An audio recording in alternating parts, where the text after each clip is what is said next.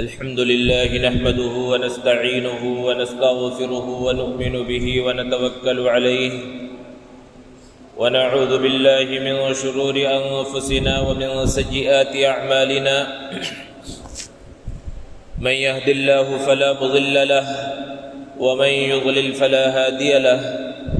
ونشهد أن لا إله إلا الله وحده لا شريك له ونشهد أن سيدنا ومولانا محمدا عبده ورسوله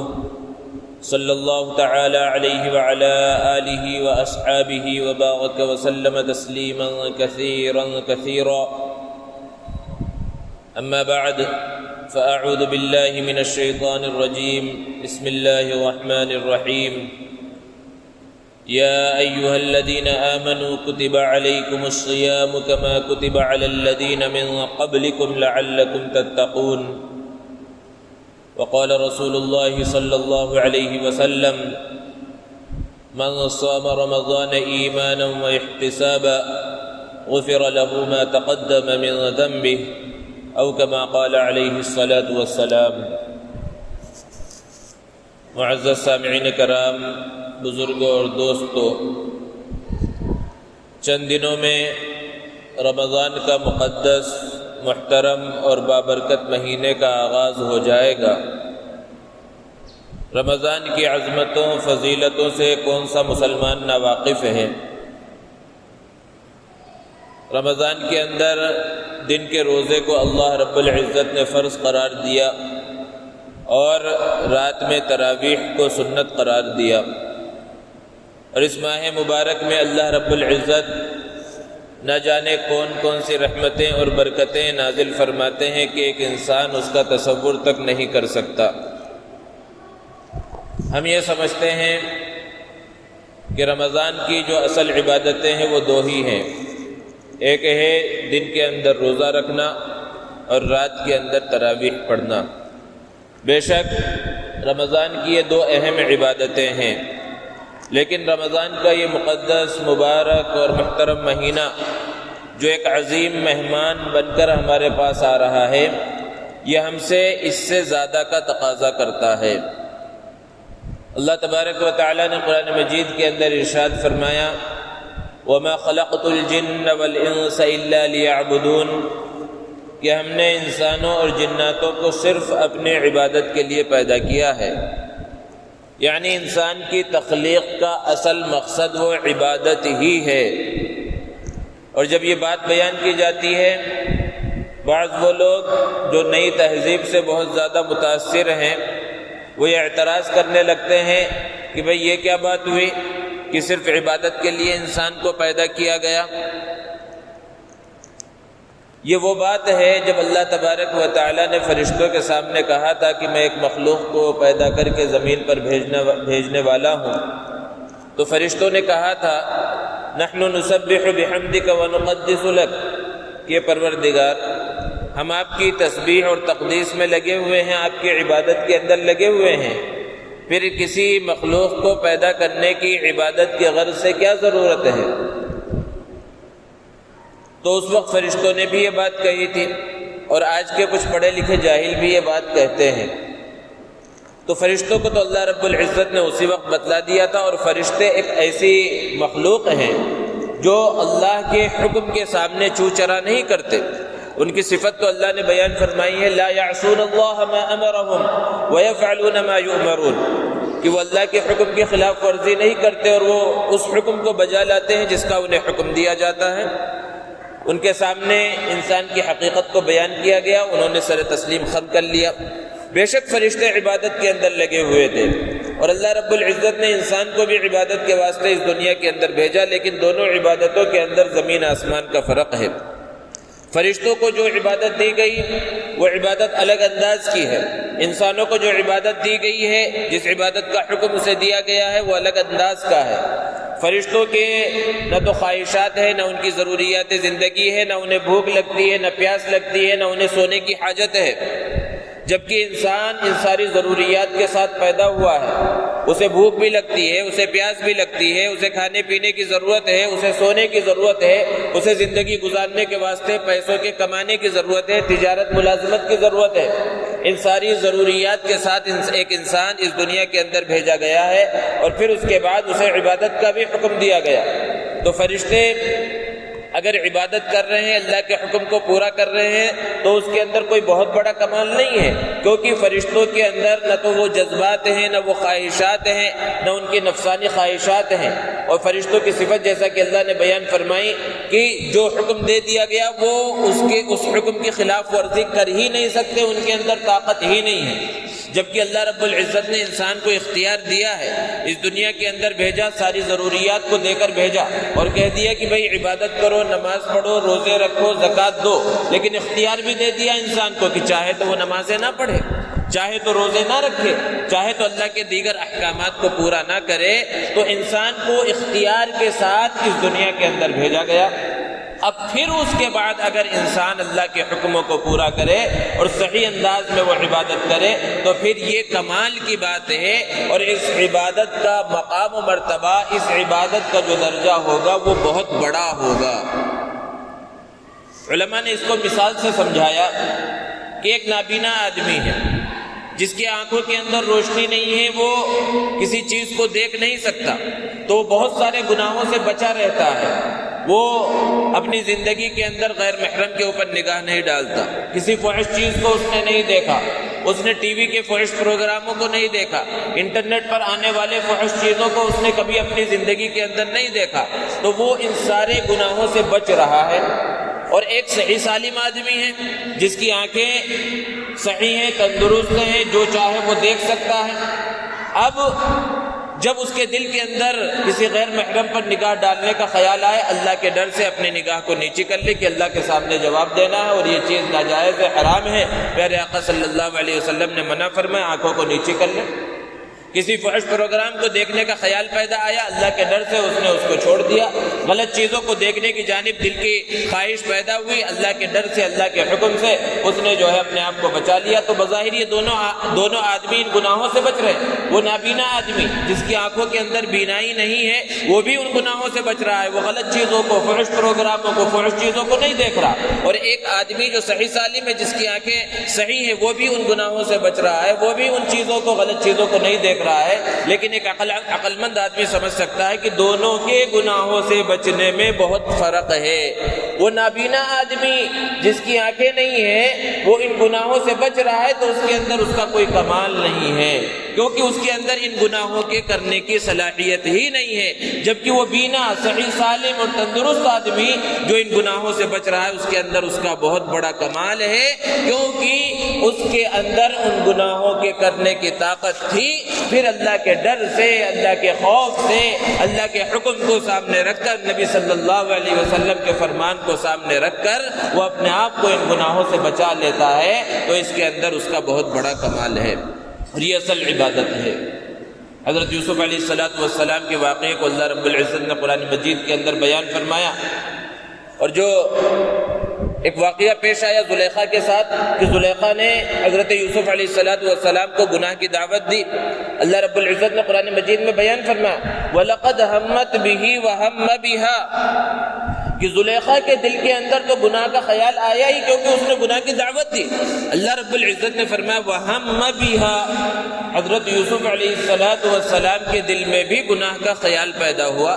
اور جب سورہ یوسف کی تفسیر کی جاتی ہے اور اس آیت کا ترجمہ اس انداز میں کیا جاتا ہے، بعض لوگوں کو جھجک ہوتی ہے، پریشانی ہوتی ہے کہ یہ تو نبی کے ساتھ گستاخی ہو گئی، کہ نبی کے بارے میں ایسے کیسے کہا جا رہا ہے، ایک جلیل القدر پیغمبر کے بارے میں، کہ ان کے دل کے اندر گناہ کا خیال پیدا ہوا۔ حالانکہ اللہ رب العزت اس واقعے کو قرآن میں بیان فرما کے اسی بات کو بیان کرنا چاہتے ہیں کہ انسان کے اندر گناہ کا خیال پیدا ہو، گناہ کا ماحول موجود ہو، گناہ کے لیے حالات سازگار ہو، پھر ایک انسان گناہ سے بچ جائے، اس کے اندر کمال ہے۔ اور اگر گناہ کے لیے حالات ہی سازگار نہیں ہے، گناہ کے لیے ماحول ہی موجود نہیں ہے، اور گناہ کرنے کی صلاحیت ہی نہیں ہے، پھر ایک انسان گناہ سے بچ جائے تو اس کے اندر کون سا کمال ہے؟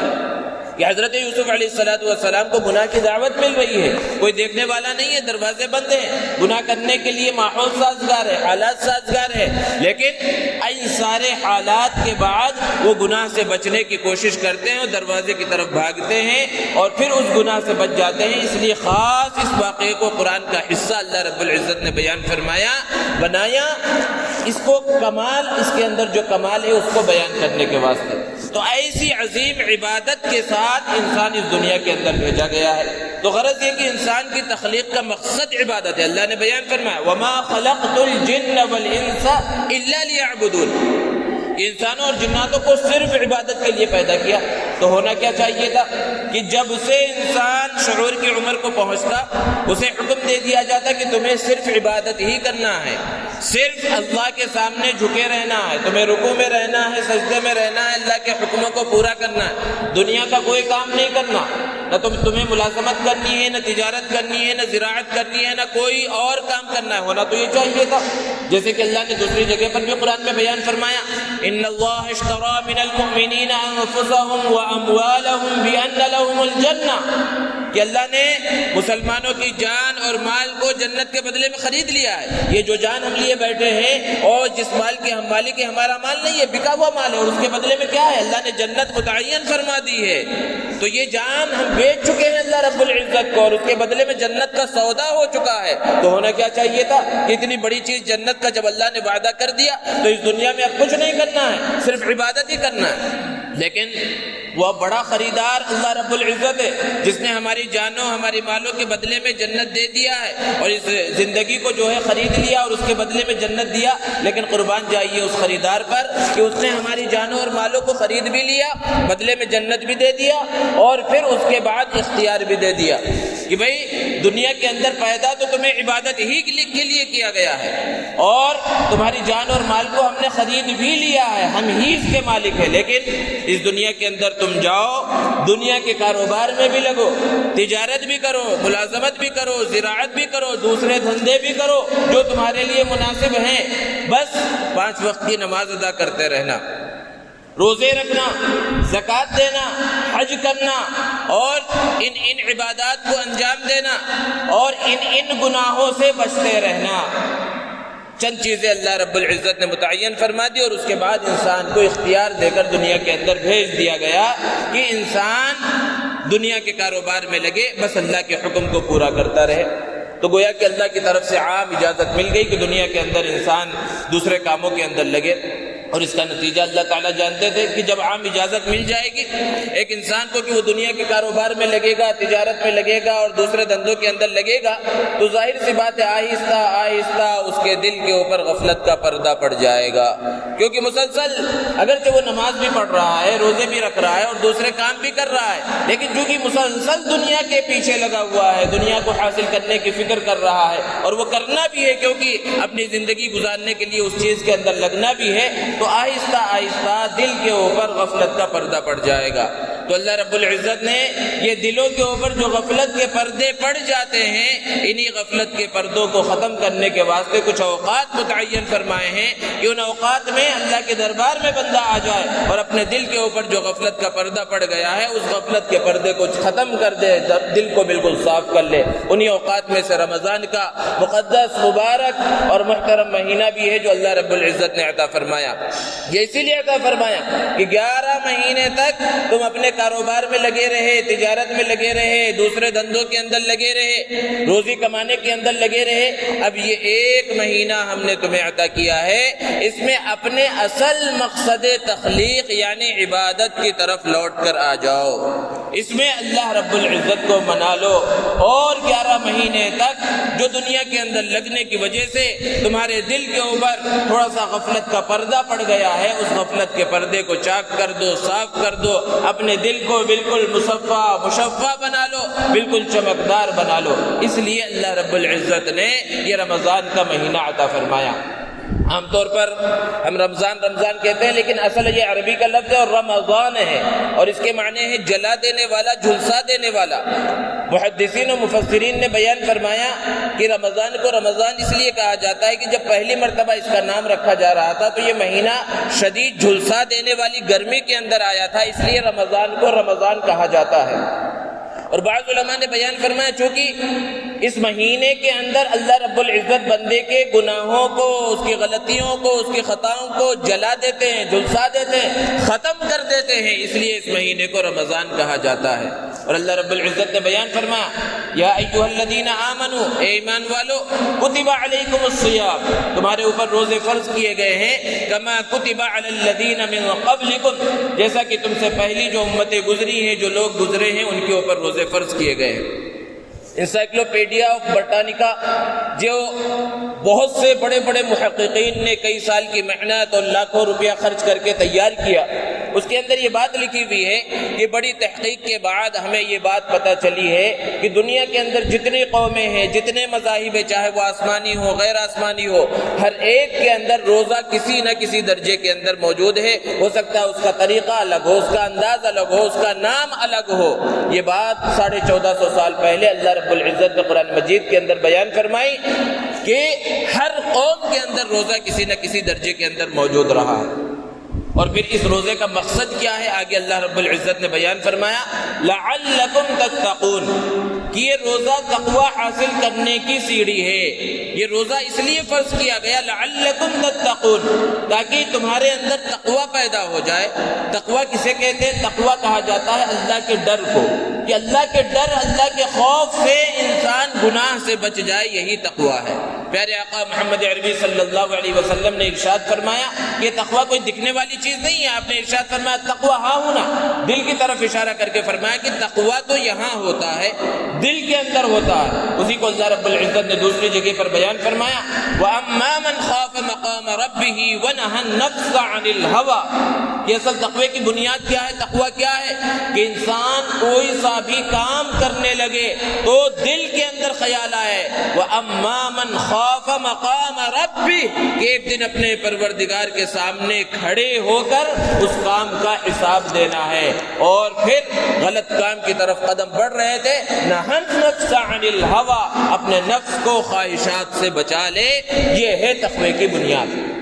اور جب ایک بندہ روزہ رکھتا ہے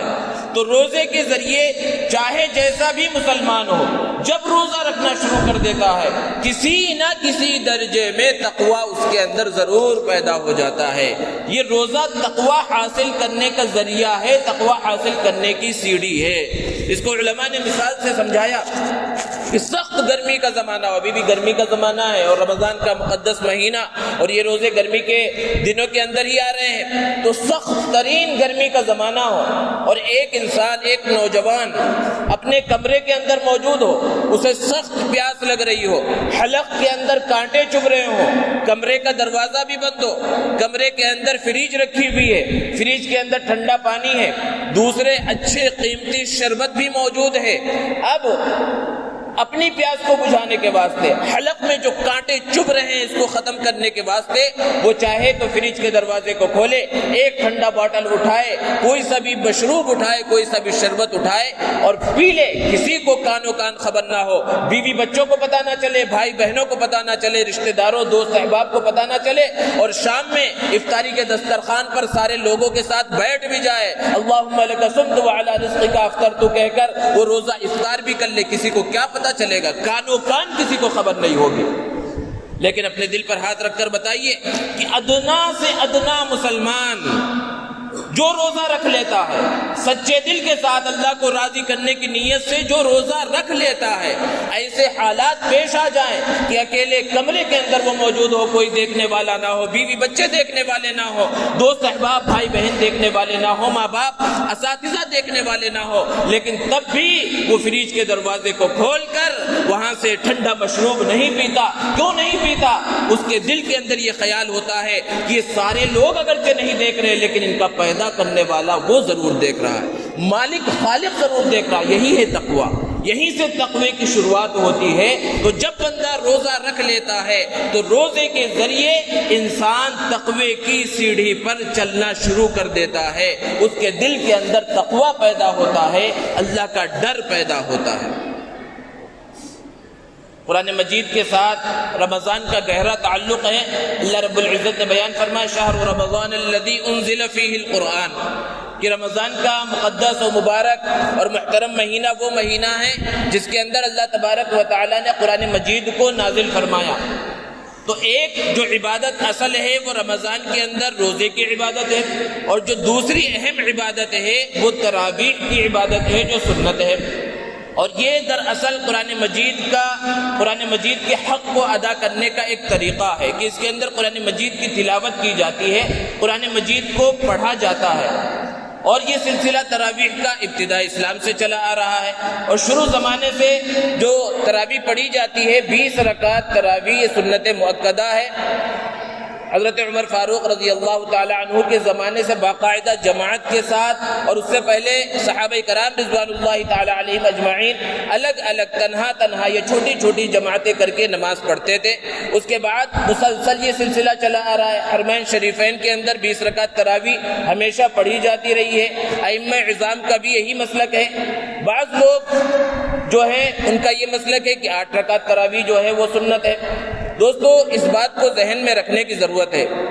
کہ جن کا جو مسلک ہے اور جو جس پر عمل کر رہے ہیں، ہم 20 رکعت تراویح کے اوپر عمل کر رہے ہیں، اور ہمارے سامنے وہ دلائل ہیں کہ شروع سے اب تک وہ 20 رکعت کا سلسلہ چل رہا ہے، اور جو 8 رکعت کہہ رہے ہیں ان کے پاس بھی کچھ دلیلیں ہیں۔ اب حالات دنیا کے اور خاص طور پر ہمارے ملک کے ایسے ہیں کہ آپس میں مسلمانوں کو لڑائی جھگڑا کرنا اور اختلاف کے اندر پڑنا اب حالات اس کی بالکل بھی اجازت نہیں دیتے۔ جو 20 رکعت پڑھ رہے ہیں وہ ضرور 20 رکعت پڑھے، اور ان کے پیچھے مضبوط ترین دلائل ہے وہ علماء سے معلوم کر سکتے ہیں۔ کوئی اگر انہیں کسی بھی انداز میں کچھ کہنے کی کوشش کر رہا ہے کہ تمہاری یہ 20 رکعت تراویح بدعت ہے یا اعلیٰ ہے فلاں ہے، جو بھی اس انداز میں فتنہ اندازی کرنے کی کوشش کر رہے ہیں علماء سے معلوم کرے، اس کے دلائل کو بیان کرنے کا یہ موقع نہیں اور نہ اس کی ضرورت ہے۔ اور جو 8 رکعت پڑھنا چاہتے ہیں وہ 8 رکعت پڑھے، لیکن یہ 20 اور 8 کو لے کر اب فتنہ فساد برپا کرنا، ایک دوسرے کو برا بھلا کہنا، یا رمضان کے مقدس مبارک اور محترم مہینے میں جو اللہ نے عبادت کے لیے اور رحمتوں اور برکتوں کو نازل کرنے کے واسطے مہینہ بنایا ہے، اس کے اندر 20 اور 8 کی بحثوں کے اندر پڑھنا، مباحثہ کرنا اس کے اندر اور ایک دوسرے کے پیچھے پڑھنا، یہ بالکل ہی مناسب نہیں ہے۔ خاص طور پر ہمارے نوجوانوں کو اب اس سے بچنے کی ضرورت ہے۔ ان سب چیزوں سے جو جس پر عمل کر رہا ہے اس کو کرنے دیا جائے، لیکن کسی کی ٹانگ کھینچنے کی، کسی کو برا بھلا کہنے کی کوشش نہ کی جائے اور نہ اس کے اندر پڑھا جائے۔ تو دوسری جو چیز ہے یہ تراویح ہے۔ رمضان کا مہینہ جب آ رہا ہے اور ابھی چند دن اس کے اندر باقی ہے، اس سے پہلے اصل استقبال رمضان کیا ہے؟ رمضان کا استقبال اصل یہ ہے کہ ہم اپنا نظام الاوقات متعین کر لیں، اپنا ایک نظام العمل بنا لیں۔ اور نظام العمل کا مطلب کیا ہے کہ پوری 11 مہینے تک ہم کاروبار میں، تجارت میں، دوسری چیزوں کے اندر لگے رہے۔ اگر اللہ رب العزت نے وسعت دی ہے، اللہ رب العزت نے طاقت دی ہے، تو اس ایک مہینے کو خالص اللہ کی عبادت کے لیے متعین کر لیا جائے۔ اور بہت سے لوگ ہیں، بڑے بڑے تاجر ہیں، مالدار ہیں، چونکہ ان کے پاس خوب مال و دولت ہے، اللہ نے وسعت دی ہے، تو وہ رمضان کے مہینے کے اندر اپنے آپ کو اللہ کی عبادت کے لیے خالص کر لیتے ہیں، اللہ ان کی عبادتوں کو قبول فرمائے۔ لیکن بہت سے ایسے بھی لوگ ہیں